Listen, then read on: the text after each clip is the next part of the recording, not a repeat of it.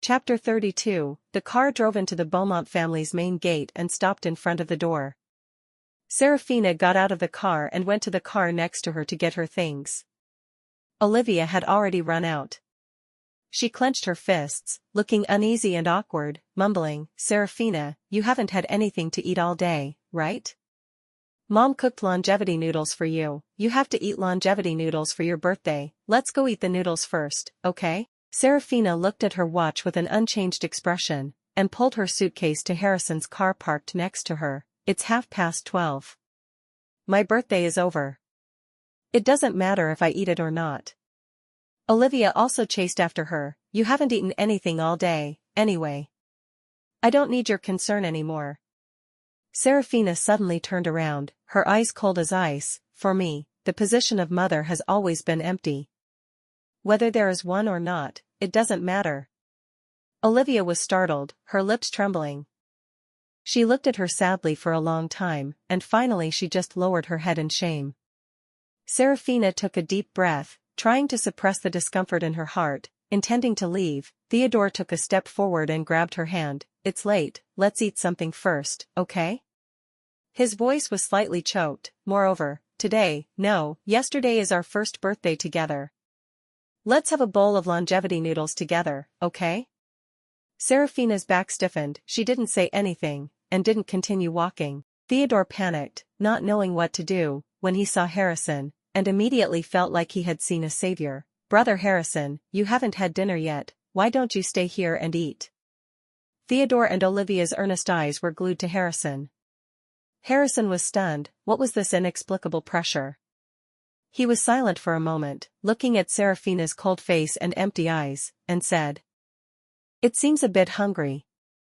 Why don't we eat a bowl of noodles first? I'll take you back to school later."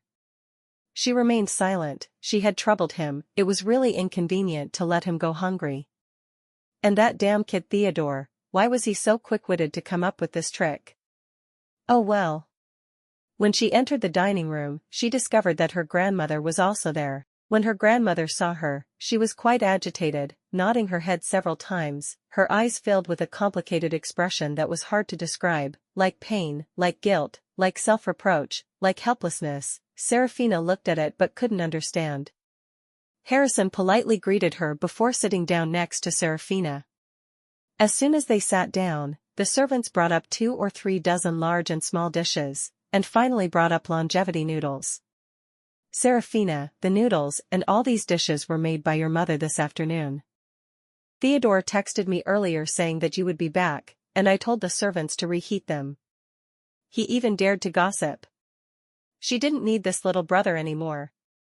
Serafina glanced at him, expressionlessly holding her chopsticks, but only stared at the bowl of noodles, her hand stopping. Olivia nervously asked, "What's wrong?" Serafina calmly said, "I can't stand the smell of green onions."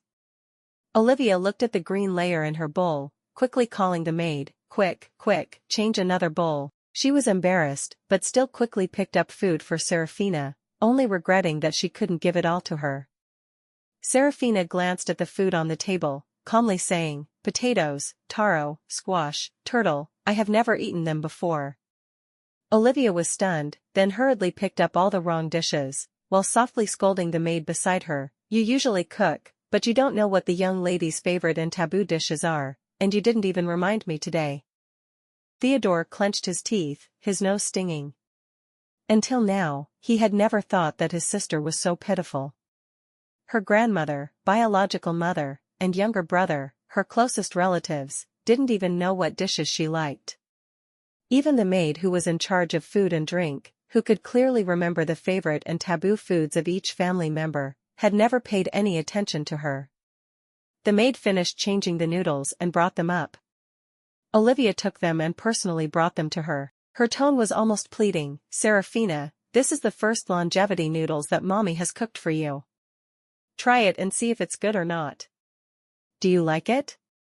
Serafina stopped looking at her, stopped holding her chopsticks for a moment, picked a random noodle, put it in her mouth, and slowly chewed.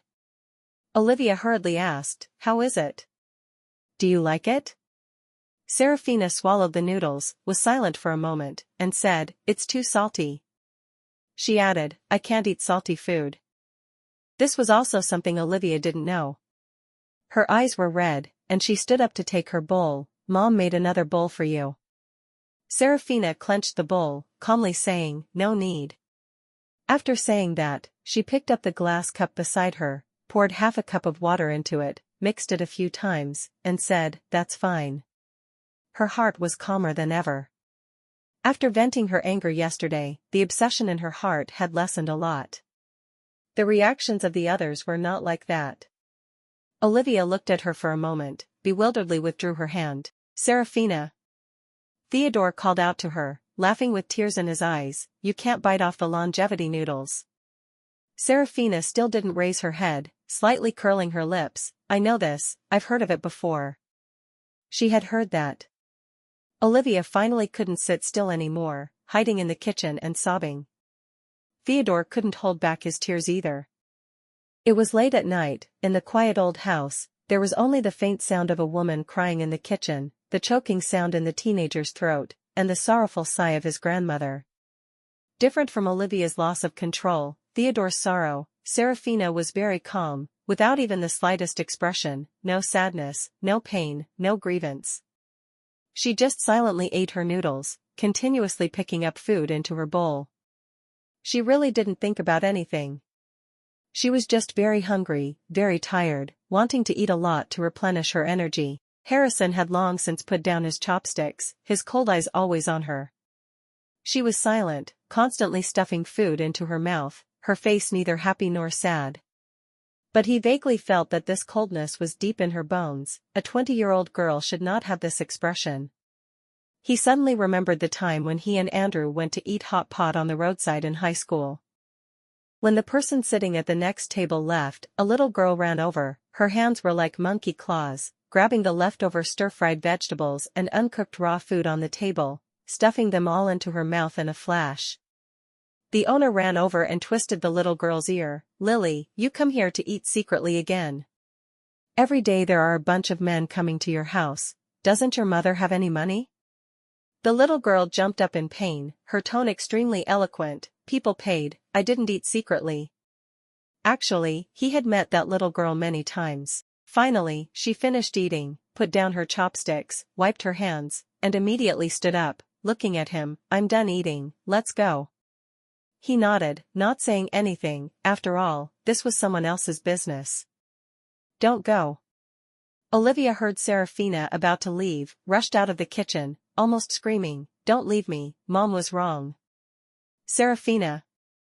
Olivia ran so fast that she tripped. Serafina was also very determined, didn't turn back, and disappeared behind the door. Harrison walked down the stairs, suddenly stopping. Serafina, you definitely won't regret it, right? Her footsteps paused for a moment, then continued walking. We've only been together for 6 months, how can there be deep feelings? But before she could finish speaking, a painful scream suddenly rang out from behind her. Sister! She was suddenly shocked, her heart felt like it had been hit hard. Regardless of whether it was her previous life or this life, this was the first time she heard Theodore call her like that. In her previous life, the only word sister was in a text message. Sister, I didn't protect you before, I'm sorry. Wait for me a moment. After that, he didn't come back. She was absent-minded, still thinking about that day. Theodore rushed down the stairs, ran over, and hugged her tightly from behind. Sister, don't go. You said this house made you unable to stay, but I'm still in this house, I'm your family. Grandma is cold, Mom doesn't love you, so what? I still love you. She looked at the boundless night before her. Her eyes were covered with a thick layer of mist, the undulating darkness refracted a sparkling light. I'm sorry, sister, that day we argued, it was my fault, I was wrong. He lowered his head, his chin touching her face, crying silently, if I knew how miserable you'd been for the past 18 years, even if you beat me to death, I wouldn't have said those hurtful words. Forgive me. Don't go, okay? I'll be so worried when you leave, worried if you're happy, worried if you're crying secretly, even more worried that you're pretending to be strong, but actually in pain. His tears fell drop by drop, wetting her shoulder. No matter where you go, you'll feel lonely, right? You feel like the whole world has abandoned you, no one cares about you. No one loves you, but you still have me. I'm here.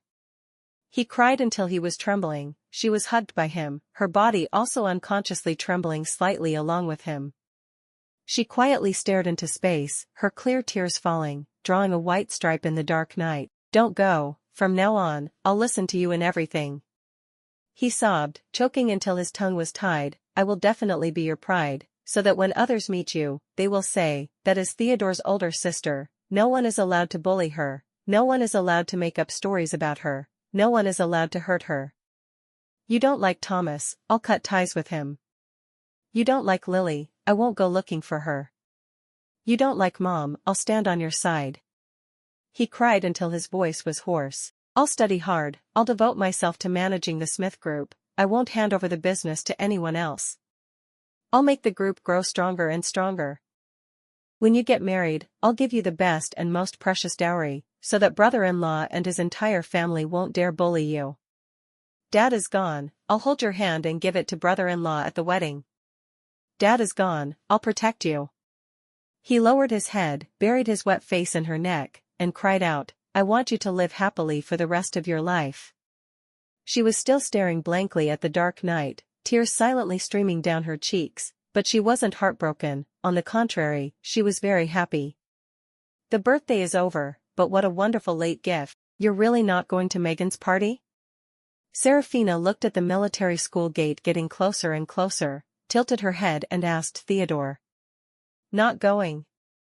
He replied in a dignified manner, I've already made an appointment with my senior to teach me financial management and behavioral organization. I don't have time. It's good that Theodore is so studious. After all, most of the people invited to this party are from the Ashford family, few people know him, he probably won't be able to stay for long. Olivia sat in the front seat, turned her head, and smiled at Serafina. She indifferently curled her lips. These past few days, she and Olivia had made a few simple agreements, living together in harmony, not interfering in each other's business. This mother could do whatever she wanted, perhaps over time, she would not talk to her so often anymore. These past few days, Grandma had changed a lot, treating her very well, and also very well to Theodore, not only letting Lucas take him to the company for an internship, sometimes she would even personally pass on her valuable experiences to him. He was also very obedient, taking notes wherever he went. She casually glanced at Olivia, then looked at Theodore discreetly, smiling. Although you suddenly becoming so studious makes me very happy, but you are definitely not because of Vivian, right? He was annoyed, his face sullen. What does it have to do with her? Didn't you scold her that night? Are you still angry? She giggled, I know you're on my side, but that photo really wasn't sent by Vivian. At most it was taken advantage of by someone else. He didn't get the point, and glared at her with an annoyed expression. Who's on your side? I didn't argue with her, you just misheard everything. She shrugged, not teasing him anymore. Her younger brother was prone to getting angry from shyness, ever since the day he hugged her and cried. Whenever he saw her he was upset in every way, as if that time he cried and snot in front of her had made him lose face. However, she knew he had thin skin, so she didn't say anything more. She saw him get out of the car, feeling his back like a birch tree. She was moved, couldn't help but call out, Theodore. He turned his head, calmly waiting. She leaned her head against the car window, gave him a thumbs up, study hard. In his eyes was a bright sun, his lips moved slightly, in the end only sigh one word, turned his head and ran away with a smile. Olivia leaned her head over again, smiling warmly. Serafina, Theodore has really improved a lot under your tutoring. I guess so. Serafina replied indifferently, not saying anything more. She rolled up the car window, her phone rang, a text message arrived. She looked down, smiled, and her fingers slid across the phone screen. Yes, Uncle Samuel, I'm Lily, my mother told me to invite you over. It's been more than 2 years, and she still misses you very much. Remember to come on time later.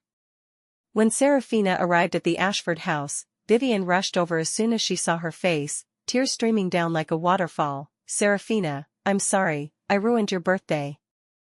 I don't know where that stupid photo came from. I really don't know. I originally intended to surprise you, but I don't know who jokingly put that photo in. It really wasn't me, you have to believe me.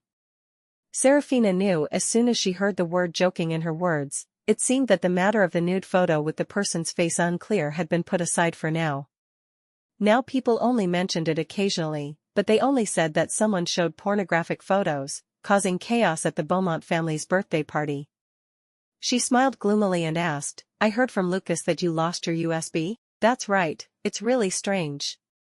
Vivian's eyes were very beautiful, now filled with tears. She looked even more miserable and pitiful. Grandma was very angry. She wanted to find the USB to check, but for some reason she couldn't find it.